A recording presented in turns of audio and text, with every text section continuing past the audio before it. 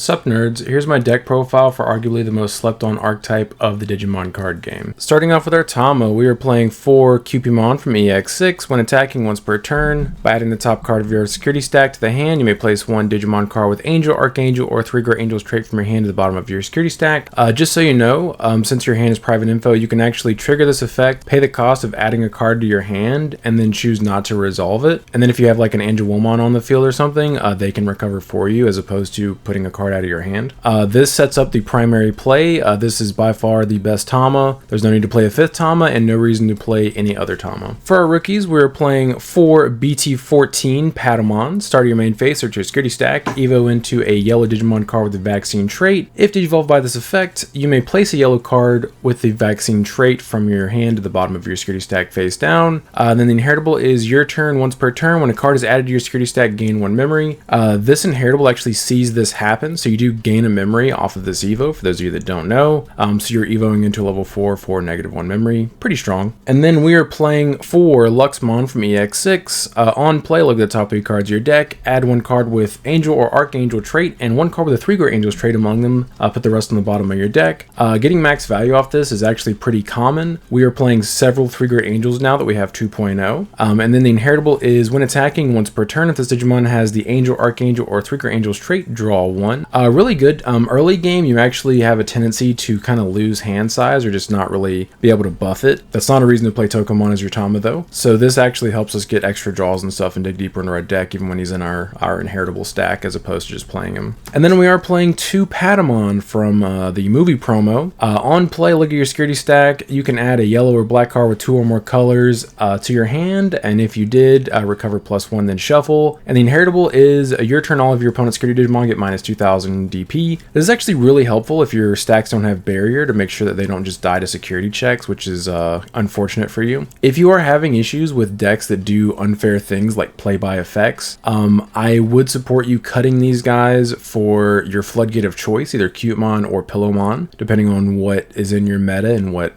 best hurts those decks. But if you don't really have an issue with those decks, and this deck actually doesn't really have a lot of issues with those kind of decks, I would play these. Knowing what's in your security stack is actually really important. This guy being able to look at it and this guy being able to look at it is really helpful. And that is it. We're just playing 10 rookies. And for our champions, we were playing 4 BT14 Angemon. He was on top of Patamon for 2. When attacking, by deleting this Digimon, activate one of the effects below. You can place one of your opponent's virus trait Digimon on the bottom of their security, or you can -5k on one of your opponent's Digimon for the turn. And then on deletion, this guy just recovers himself to the bottom of your security stack. Pretty cool. And then his inheritable is on deletion, it reads as mandatory, but it's not. On deletion, place 1 yellow card with the vaccine trait from your hand to the bottom of your security stack. Because hand information is private info, this isn't actually mandatory because you don't have to reveal that you have a vaccine yellow in your hand. And for those of you wondering, no, that's not cheating. 4 Gatomons from BT15. When an effect trashes this card from your security stack, you may play it without paying the cost. It is helpful that it is optional. If your opponent has like a Biting Crush or something that might be impactful for you, sometimes it's not though.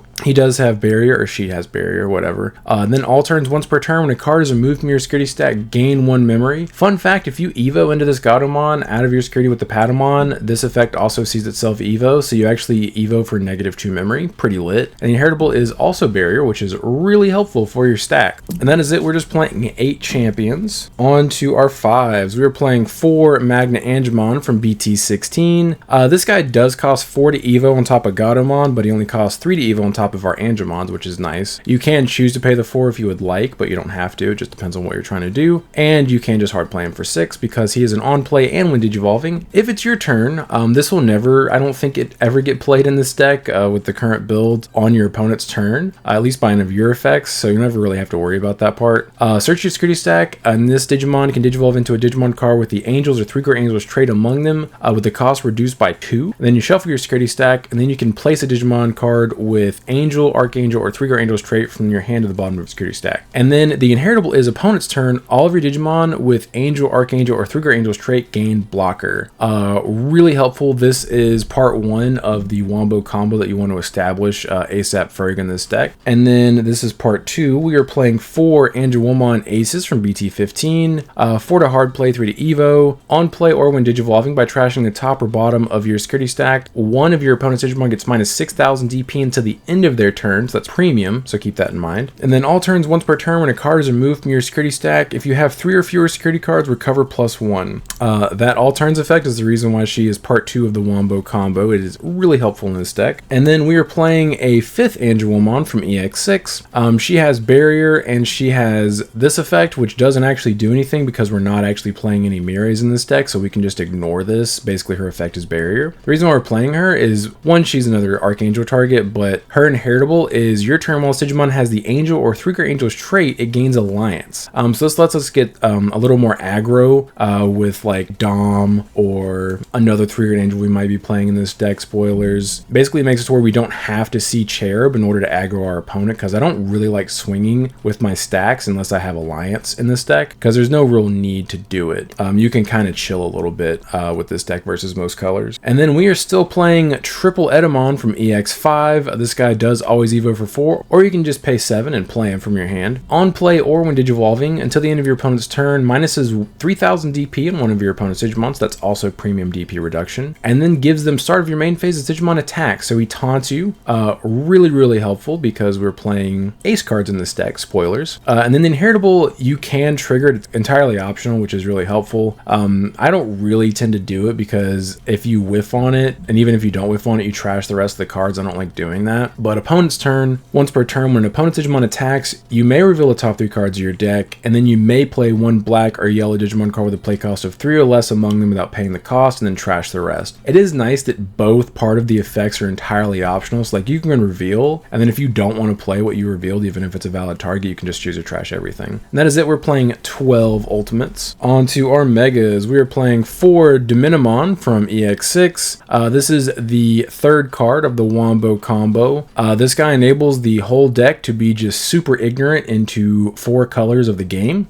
Does Evo for 4 or 2 on top of your Magnet Angemon if he Evos out of security. When Digivolving, search your security stack. You may play a level 5 or lower Angel or Archangel trait Digimon among them without paying the cost. Then shuffle your security stack, and then one of your opponent's Digimon gets minus 7000 DP for the turn. It's a shame you can't repeatedly trigger that effect like BT14 Seraphi, but it's fine. And also, Rule Trait has Angel type that is relevant because his actual trait on here is Dominion. And then his All Turns effect, which is horrendously broken. All turns, when one of your Digimon with the Angel, Archangel, or 3-Great Angels trait would leave the battle area other than by one of your effects or battle, by trashing the top card of your security stack, prevent them from leaving. So with the way this is worded, if they all are being attempted to be removed from the battle area at once by one effect from your opponent, you trash 1 card and nothing happens. You don't have to trash per body if it's all just 1 effect. Like an example I can think of is Crimson Blaze. If your opponent Crimson Blazes you and you have multiple targets that are all angels, you just trash 1 card and it just stops it from happening. Pretty nice. And then we are playing 3 Cherub from EX6. Always going to Evo for 4 or for free, LOL. Has Alliance. This is how we get super aggro on our opponents, in addition to the Angelwomon. On play / when Digivolving, you may play 1 green or yellow level 4 or lower Digimon card from your hand without paying the cost. Then until the end of your opponent's turn, so this is premium, one of their Digimon gets minus 4000 DP for each of your other Digimon in play. So this deck has a really good matchup into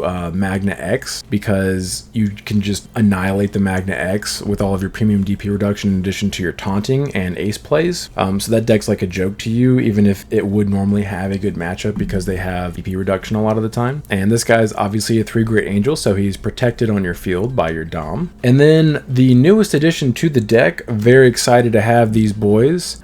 Triple Shadow Seraphimon Ace from BT18. He's always going to Evo for 4 on top of our guys or for free. We are not playing any Seraphimons or Sephiroth with Mercury, whatever. Rule Trait has 3-Great Angels type, so he is a 3-Great Angels. Thank you, Bandai. Very cool. He just naturally has blocker, which is very helpful. On play / when Digivolving, de-Evo 3 one of your opponent's Digimon, and then all turns once per turn, when attack targets change, one of your opponent's Digimon gets minus 5000 DP for the turn. So this guy is really nice because he gives us access to de-Evo, which is absolutely disgusting. It helps immensely in some matchups that may have been hard for us in the past. Now we can just be like, hey, Edamon that dude, hey, boom, de-Evo it, block it, oh, it's gonna die anyway, I'll minus 5k to something else and kill it.